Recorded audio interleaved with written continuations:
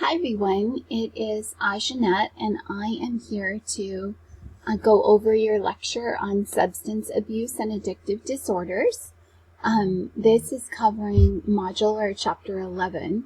And so I want you to know in this particular presentation, I tried to limit the pictures that we have.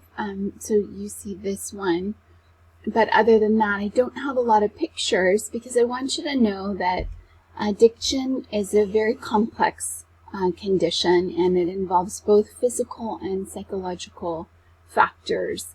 And some of those psychological factors include triggers, include things that have been conditioned within us to associate our cravings or need for drugs. So sometimes seeing pictures like paraphernalia or the substances themselves can be very triggering. And this is the most common disorder. It actually affects over 100 million people in the U.S. It is more common than any other psychological disorder. People don't recognize that it also relates to everyday substances like caffeine. And so it's really, really important to recognize how many people are impacted by this disorder. And quite likely, some of you. I know in my family, I have several individuals who have struggled and overcome substance abuse, and so I want to be sensitive to that. So again, the pictures or lack thereof is to help avoid any kind of triggering as a show of support. So let's talk about some critical terms. First of all, when we talk about substance abuse, right, we're talking about the abuse of various substances, and those are things that we usually ingest in one way or another. That might be smoking, that might be actually ingesting in the form of eating, it could be on our tongues, it could be through intravenous ingestion, but ingestion means we're taking it into our bodies, and this substance has some sort of effect on us cognitively, so it might change our thinking, our thought patterns, our behaviors, and it might change our physiological state. So we might have heart increase, we might have respiration increases, but actually changes what's happening inside our body, how we're behaving, and how we're thinking. When we're intoxicated, usually those changes are observable by others, right? So these are changes in our thought processes and our behavior and our physiological state as a result of these substances. And it's really important to note that we all metabolize drugs differently, right? How one drug affects you might be different than how it affects me. So when we talk about the effects of a drug, we're talking about the general effects. For you, there may be slight variations, and that's normal. So every substance has different effects, and every person has different responses to those drugs. Substance abuse is when your ingestion and intoxication levels are such that now your body needs a higher amount of the substance. We call that tolerance, in order to get the same kind of effect and same high. So you might start off by drinking, for me, a couple sips of alcohol. But if I did it regularly, I might need a whole glass before I'm intoxicated. And then if I did that regularly, I might need 2 glasses of wine. And so that's what we call tolerance. Substance abuse does include tolerance, where we're using the substance often enough that our body is actually creating an increased tolerance, need, and craving for that substance. It's going to start to negatively affect our lives, both personally and professionally. We might have symptoms that are getting worse, and we're struggling to stay focused, to keep our energy levels up, and to really do anything beyond activities with that substance. So our life kind of revolves around that substance. Withdrawal is when we try to cut that substance out of our lives. We may not be ingesting it any further, but we're having some serious either physical or psychological symptoms resulting from that lack of substance. So we might have cravings, deep cravings, that will draw us, suck us back into using the drug. We also might have some physical symptoms. You know, some people have described horrible withdrawal symptoms where they felt like they were dying. Nausea, shakes, fever, chills, sweating, and sometimes it can last for hours, days, and even weeks. Sometimes it can be extremely dangerous, like withdrawing from alcohol abuse. It can actually be life-threatening. So it's really, really important to understand that the changes in your body warrant medical intervention. So withdrawal detox is often best recommended under the care of a physician. So as with any psychological disorder, substance abuse does have criteria for diagnosis outlined in our DSM. And, you know, first of all, you should know that we don't diagnose just substance abuse disorder. We diagnose a specific substance disorder, so alcohol abuse disorder, marijuana abuse disorder, something of that nature. The diagnostic criteria is the same regardless of the substance that you're using. However, we recognize that it's specific to that substance. You're abusing that specific substance. So when we talk about intoxication, we're talking about, you know, you've recently ingested it, we see the changes in you, and the symptoms are going to vary for substance. That alone does not warrant any kind of diagnosis just because you've, you know, let's say gotten drunk or something of that nature. Even if you've reached a point where you're experiencing withdrawal symptoms, now that might be a bigger indicator, right? If you have stopped or reduced the amount of drug that you're taking and you start to feel psychological and physiological symptoms, that might be a red flag, right? And when the symptoms cause severe distress, that's a really big red flag. I know my daughter, when she stops drinking coffee, she gets major headaches. And I'm like, babe, that's addiction. You need to be mindful of how much coffee you're ingesting and how reliant you're becoming upon it. So substance abuse disorders, when you've been using the substance for at least 12 months and it is causing distress to your lives, it's impairing your ability to function effectively in your relationships, you might have trouble engaging at work or school or maybe in your family and friendship, your social circles.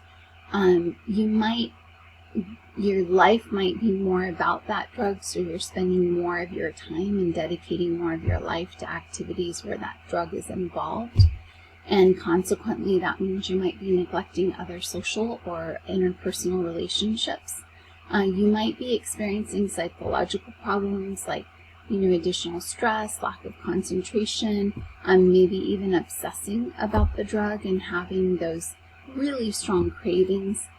Your body is becoming more and more tolerant, so you're needing to use greater amounts of the substance, and you have a hard time saying no, declining, abstaining, or even reducing the amount of the drug that you're consuming, and you're experiencing withdrawal symptoms. All of those things, or many of those things, can actually indicate that you are in fact now beyond just getting intoxicated on occasion and actually experiencing a substance use disorder. Different substances are associated with abuse. So we're going to talk about kind of major categories: depressants, stimulants, hallucinogens, and cannabis. So depressants typically will inhibit your central nervous system, so they depress your central nervous system. Consequently, you feel a little bit more relaxed. They might alleviate tension and stress, but at the same time, your judgment may be poor. You might have impaired motor activity. Your response rates aren't as fast. And so depressants include alcohol, sedatives, hypnotics, and opioids. It's really important because a lot of people think alcohol makes me happy. Well, alcohol is a depressant, so you have to be careful about that. It's also really important not to mix drugs, right? Never take alcohol when you're taking any prescribed medication. That's very dangerous. Stimulants are kind of the opposite in that they actually stimulate your central nervous system, so you have increased activity rather than decreased activity.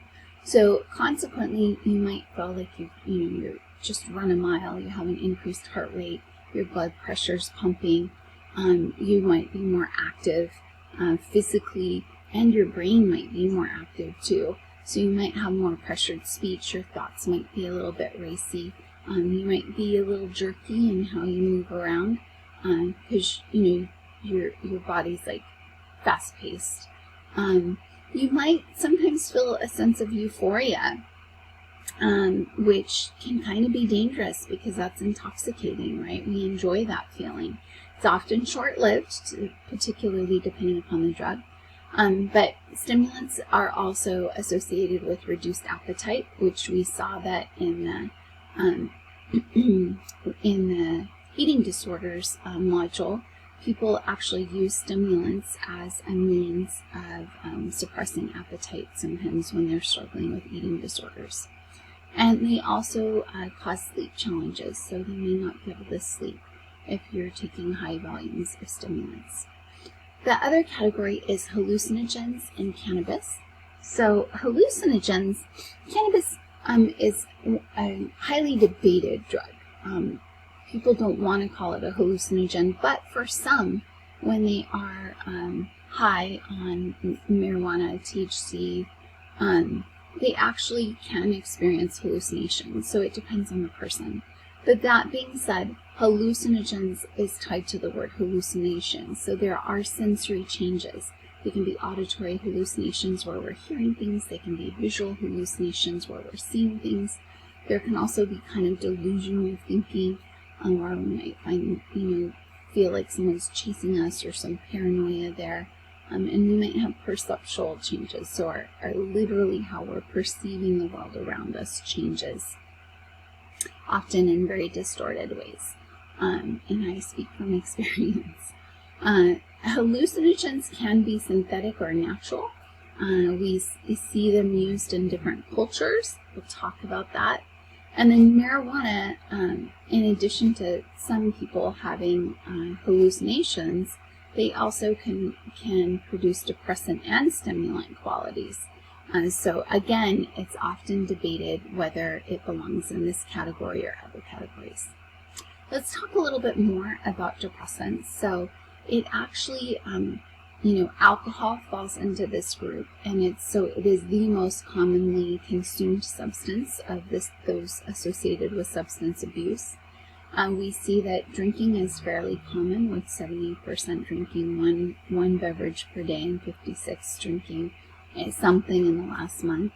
And 78% of teens report drinking. So we see this as being problematic among our teens and our college students. And this is our college-aged individuals.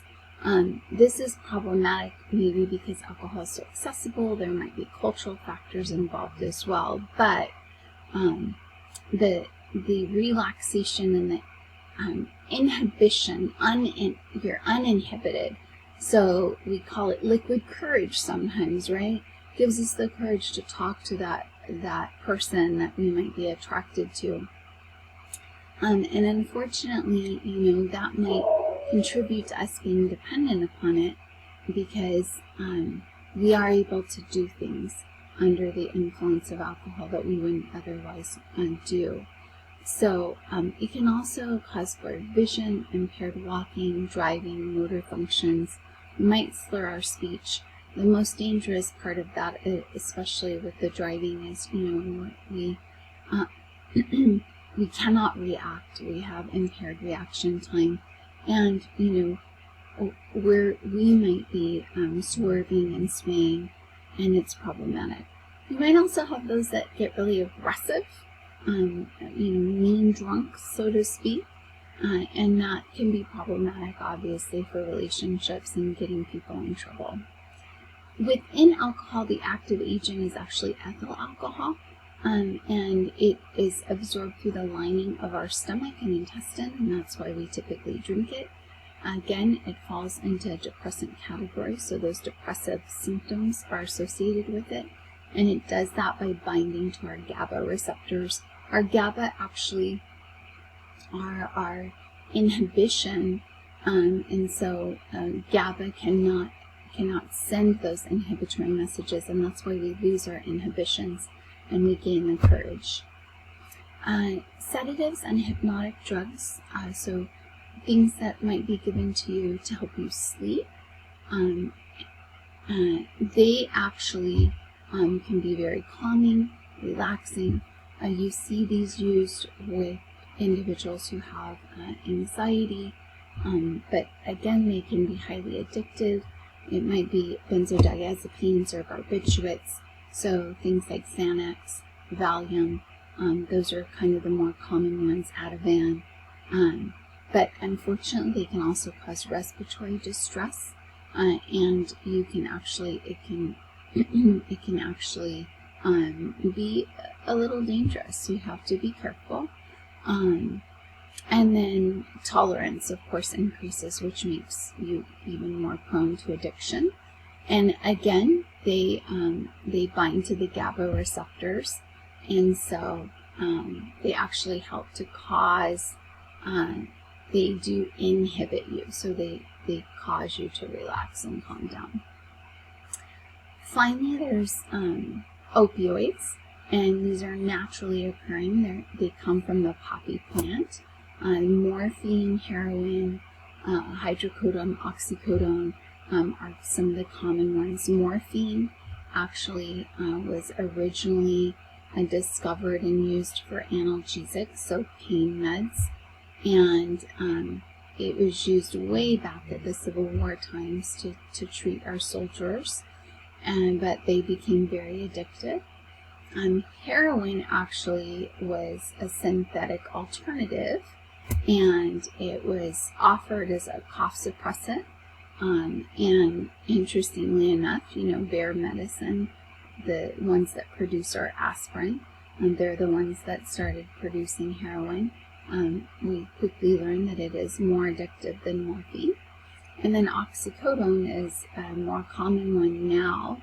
It's a prescribed pain reliever, and sadly, it's really contributing to our crisis, our drug crisis, in that we have a ton of people addicted to oxy right now.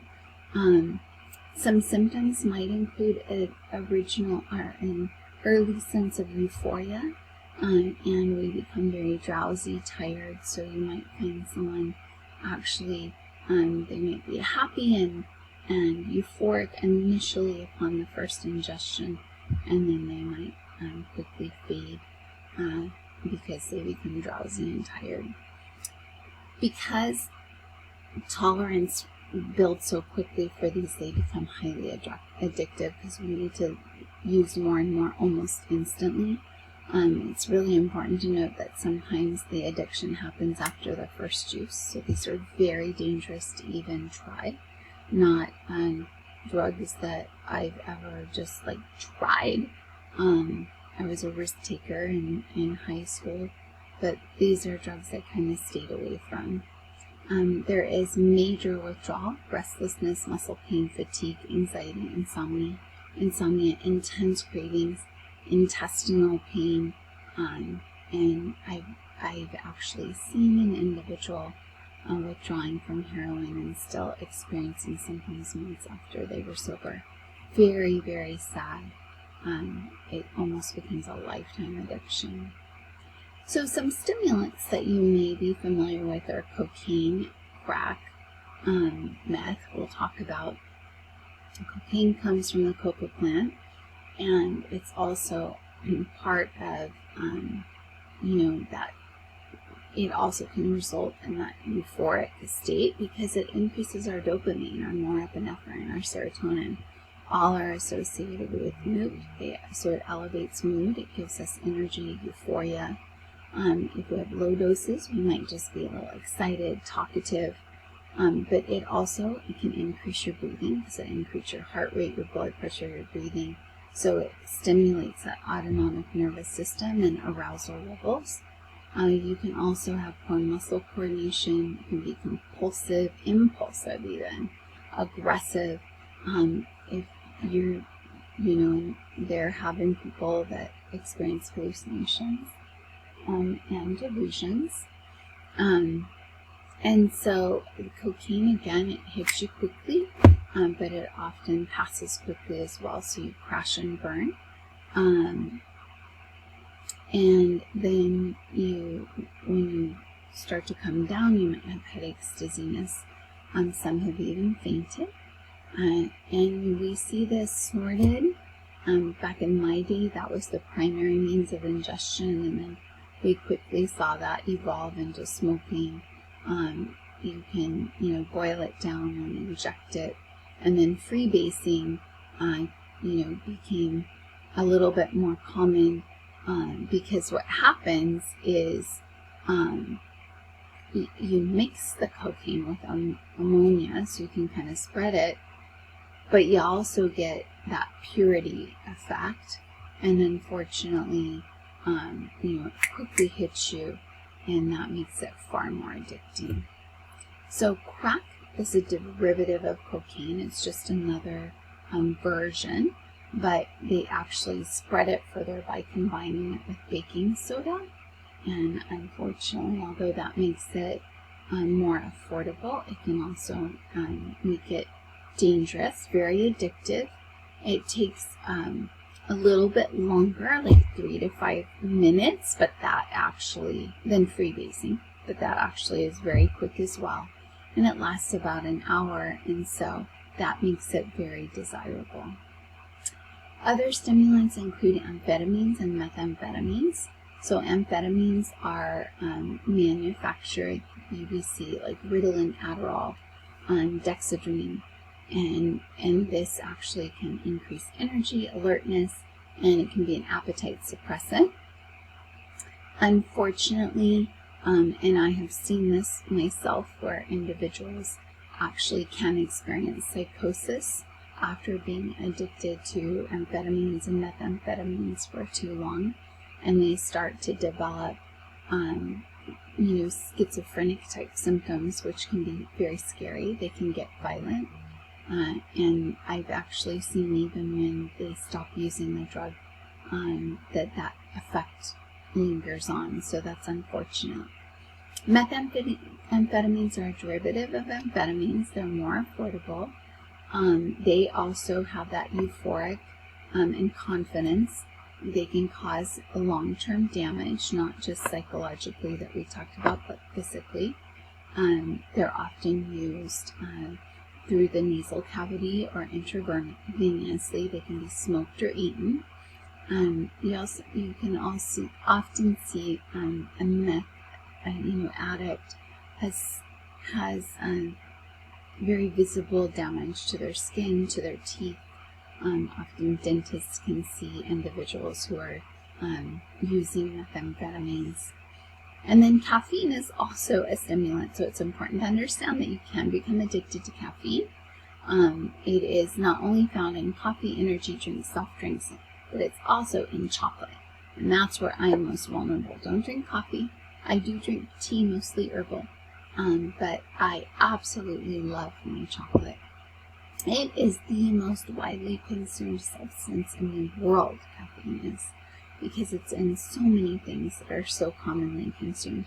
90% of Americans take in caffeine every single day. We absolutely can have intoxication effects. You can see when someone has too much caffeine coursing through their body. And we can have withdrawal effects, including headaches, which are the most common. And so consequently, we become reliant and dependent upon these things. Energy drinks are particularly problematic right now, especially among teens. And we have, combined with other things, they can cause heart damage, and they can be very dangerous. So watch out for overly caffeinated beverages. Caffeine in general, watch out for it, but overly caffeinated is particularly problematic. And then finally, hallucinogens, which often come from natural substances. We see them sometimes involved in religious ceremonies and among other cultures, particularly like Native American cultures might use hallucinogens in their various rituals. No judgment there. That's not to say that that's a substance abuse challenge. It's just letting you know that they are more common among different cultures. We do see some synthetic versions, PCP, ketamine, LSD, ecstasy. Now, back in my day, PCP and LSD were available, but ecstasy wasn't around back in my day when I was a teen. I never used it, but I hear about how quickly individuals become addicted to it, so it kind of scares me. And I'm also seeing that there's a more casual attitude toward ecstasy, whereas we were stigmatized, those of us that use PCP or LSD. Ecstasy doesn't seem to have the same stigma, so I would say be careful, right? That's even more dangerous. It changes sensory perceptions, from, in my situation, like, I remember I thought, like, this tree transformed into a monster, and another tree was talking to me during one high. So it can be very scary.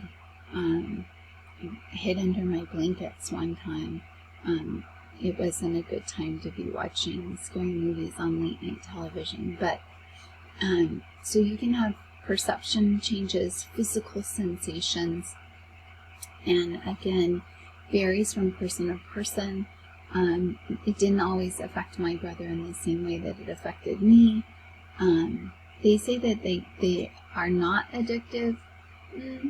I would say psychologically, though, you still reach a point, like for me, it was my way of escaping a very abusive and traumatic childhood. And so those psychological qualities are still there. But you can build tolerance to these. I saw that with my brother. And, they can be detrimental long-term to your psychological functioning, your mood, and even contribute to long-term psychosis, mood, and anxiety disorders. So be careful. Finally, and this shouldn't be stimulants, this should be hallucinogens, cannabis. Derived naturally from the hemp plant. It's also known as hash or hashish. High levels of THC, that's the active agent. Marijuana is that mixture of the different parts of the plants. It usually has a lower level of THC, depending upon where the plant is raised, the climate, how it's taken care of, how it's been stored, how long it's been stored. All of that can affect how potent or the levels of THC in the drug. It binds to your cannabinoid receptors in your brain. Interesting that you have receptors specific to this drug. And it produces psychoactive effects. And so, again, it varies from person to person. Sometimes you can be calm, relaxed. Others, might become hungry. It can be a pain reliever, so great for like cancer treatment. I know when Aunt Terry was struggling, we gave to Aunt Terry some marijuana to help increase her appetite, so that she could eat, and her quality of life in her final days was better. It can also, for some, like my friend, totally got anxious, and so she was like, I don't ever want to use that again, because she did not like the way that it made her feel. And for me, I get giggly and it is not a pretty sight.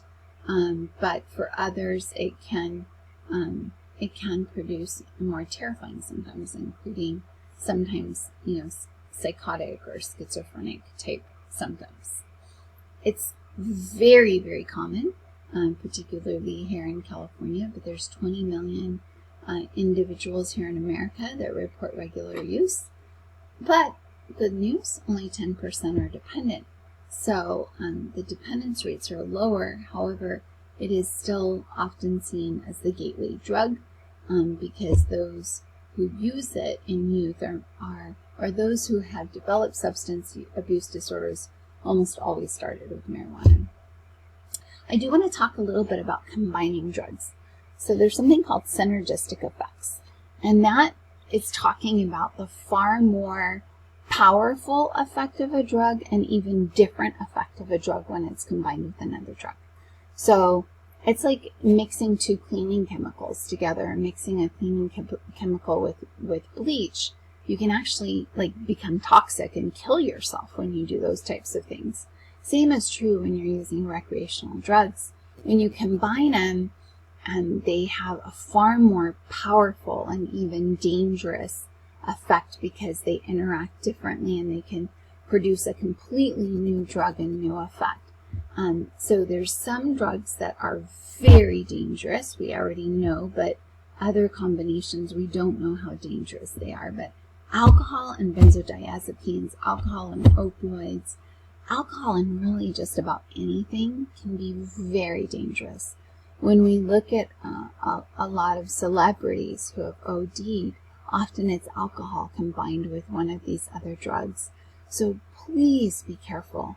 When we party, we often mix these drugs together kind of casually, and it is so dangerous. We are inviting disaster into our lives. So think about, once we start ingesting one drug, our judgment's impaired, which might increase our risk of ingesting others. So not even having other drugs around when you're doing drugs might be a really, strategic way. But you want to be careful, because once you're intoxicated with one, you don't have that wherewithal or understanding, so you might be using higher and higher levels of the other. And when those drugs counteract, it's dangerous. So please be careful. Let's talk a little bit about the epidemiology. So 9% of teens in the U.S. have a substance abuse disorder.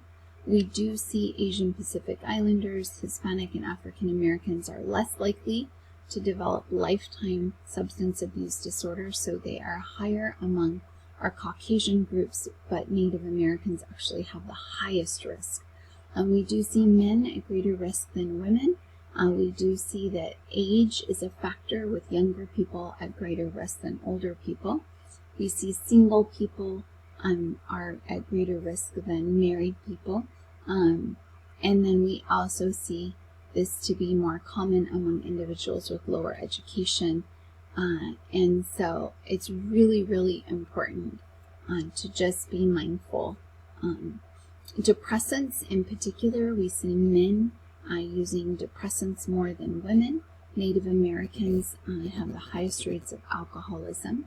And then 1% of Americans have an opioid or substance abuse disorder. For stimulants, we see cocaine being more common in like the suburbs among the wealthier, but then you might have alternatives in the inner cities. Methamphetamines are used as equally among men and women. Meth is also popular among different groups. We see it commonly at raves along with ecstasy, right? 17% of college students are at risk of abusing stimulants, often for the testing effects or the studying benefits. So be careful. We see it commonly used in fraternities, sororities, to support academic performance and success. But be careful, that's far more common when you transfer to a university. Hallucinogens. We see about 14% of general population has used LSD. I'm among that 14%, sadly. That was, again, part of me escaping self-medicating, right? 20% of individuals currently use marijuana. Men are more common users than women. 65% of people report their first drug use as marijuana, so that's why it's often called the gateway drug. Comorbidity, when you're using multiple substances at once or have multiple conditions at once. So it's not uncommon to have alcohol abuse disorder and, let's say, marijuana abuse disorder, alcohol and stimulant abuse disorder, or alcohol and cocaine abuse. So they're often comorbid. So we also see that not only are the drug abuse disorders comorbid with one another, they're also comorbid with other mental health disorders. So we see them commonly used among individuals who have anxiety and depression.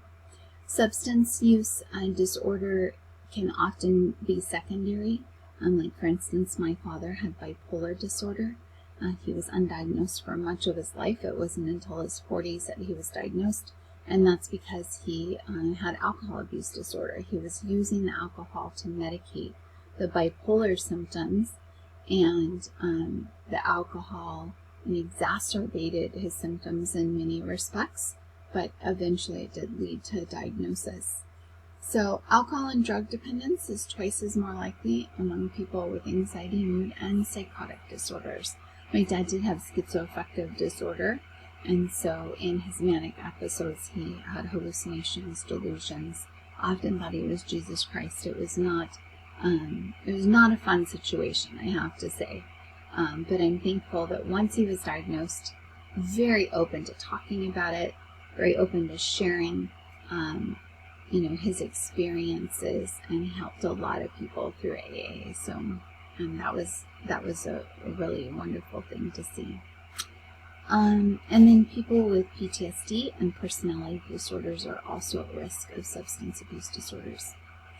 When you talk about etiology, what are the underlying causes?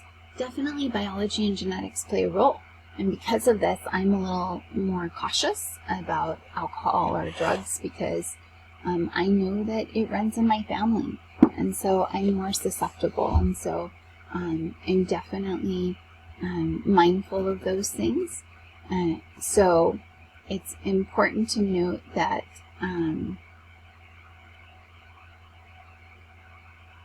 if you've never been exposed to cocaine, if you've never been exposed to drugs and alcohol, even if you have the genetic predisposition, you're not going to become a drug and alcohol addict, right?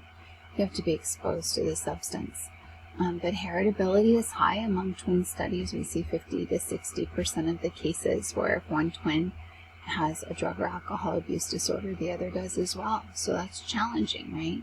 You're at risk not only because of genetics, but you also see the behavior in the family. You see what's going on, and so there's a social influence as well. So it just compounds your risk. There are neurobiological factors, right? We have this reward system in our brain where, we actually release dopamine when we have pleasurable experiences, and that serves as a reinforcer. And so this operant conditioning effect starts to take place, and we repeat behaviors where we're going to get that pleasurable response and pleasurable feeling. And so, those neurotransmitters and the biochemical effect that's happening as part of that reward system makes us more susceptible. Then also you have these cognitive factors that contribute to substance abuse disorder, where we have this expectancy effect, right? Where people expect an outcome or an effect. Often those are positive expectations where we're going to have fun tonight, we're going to party, we're going to have a good time, right? So we are expecting that outcome, and so we're seeking the drug to have that positive outcome. Plus we have a bit of a placebo effect because that's the outcome we're expecting, so that's often the outcome that's produced. If we have negative expectations, like my friend who thinks that marijuana makes her anxious and nervous and stressed, she's not going to seek the drug, right? It decreases the drug seeking. But those positive experiences, positive expectations, those positive observations, those actually end up becoming powerful reinforcers for more drug use. And then behavioral, again, that operant conditioning, where we have positive and negative reinforcements at play here. Positive reinforcements increase those activities and negative reinforcements decrease. We also have sociocultural factors, which can be a very strong influence, maybe even the strongest, where our peers, that peer pressure matters, how we perceive the drugs and drug use. Is it stigmatized? Is it glamorized? All of that influences our views and whether we're going to be receptive to using drugs.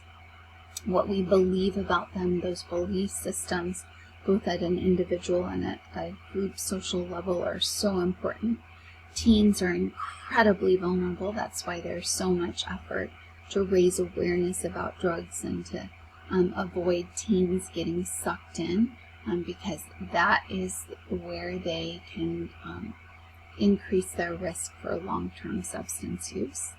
We do know that there are second-generation substance users where they had a genetic predisposition, they had kind of supportive family environments that had drug use, and so there was more acceptance about it. They were exposed to it, and that makes you more vulnerable to using drugs yourself. In terms of trying to steer people away, religion tends to be one of those protective factors. But, like stress in life, stressful life events are triggers. Poverty increases our risk as well. Comes with a major amount of trauma. Poverty, the trauma of poverty is real, and then trauma and chronic stress in general increase your risk. Okay, so let's talk about treatment as we wind down here. We do have detox available, and detoxification really should be done under medical supervision. It's often done inpatient, so you're hospitalized. Unfortunately, detox alone is not sufficient, so if you're just going to try to rid your body of it and not take any other steps, then your relapse risks are high. So we want individuals to not only clear their body of it, but they need to go through psychological treatment and get counseling and therapy as well. There are agonist drugs that can be used, and agonist drugs like methadone, and they're safe drugs that have similar, unfortunately, they can have similar effects as the drug that you're addicted to.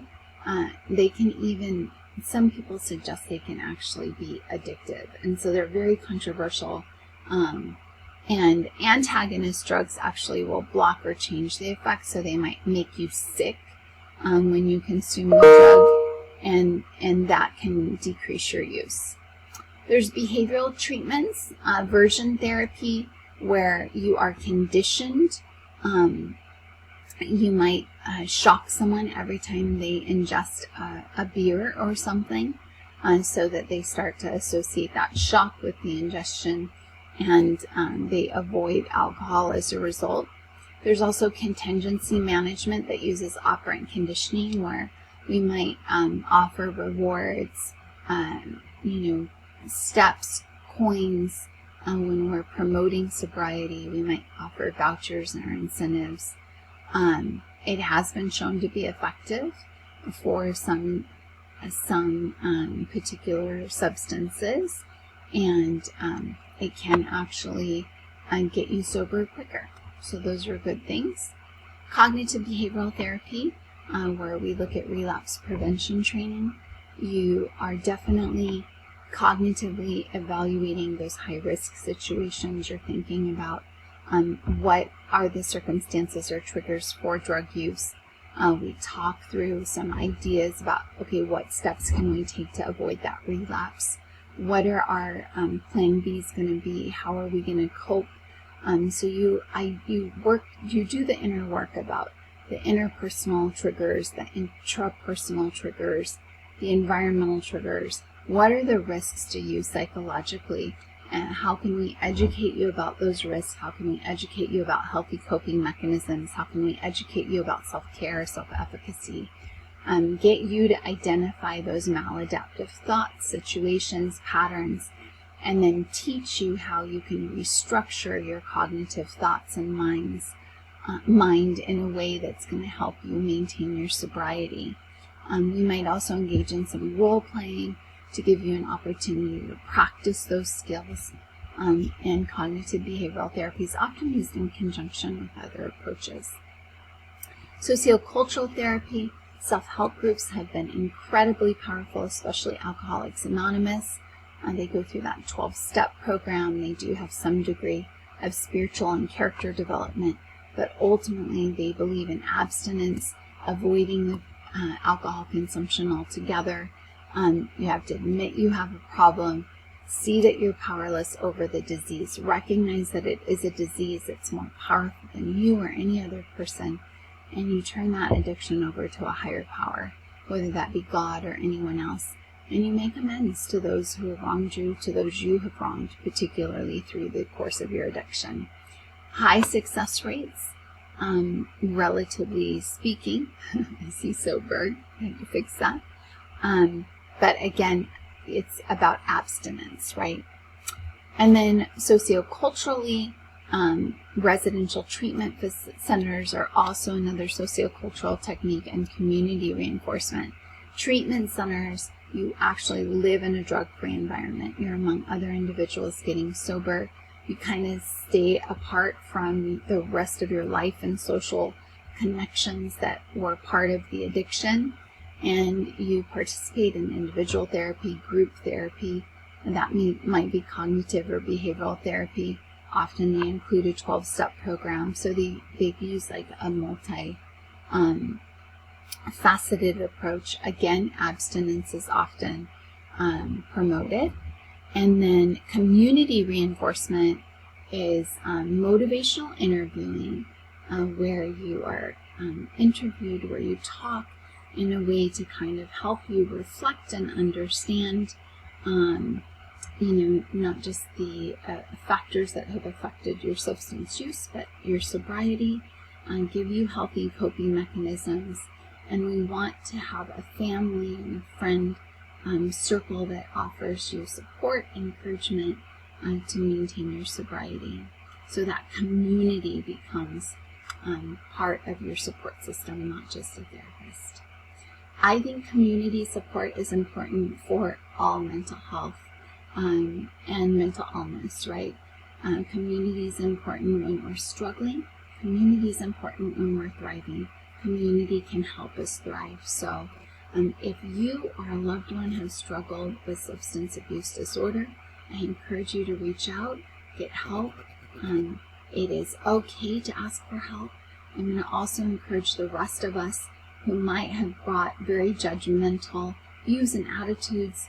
Our government has very much attacked those with a substance abuse disorder, and we talk about it like it's some character flaw. No, there are powerful physical forces involved. There are powerful psychological forces involved. So as with all disorders, we should approach this one with compassion, love, and support, and leave that judgment shit behind. Thanks so much. I wish you all the best. Take care.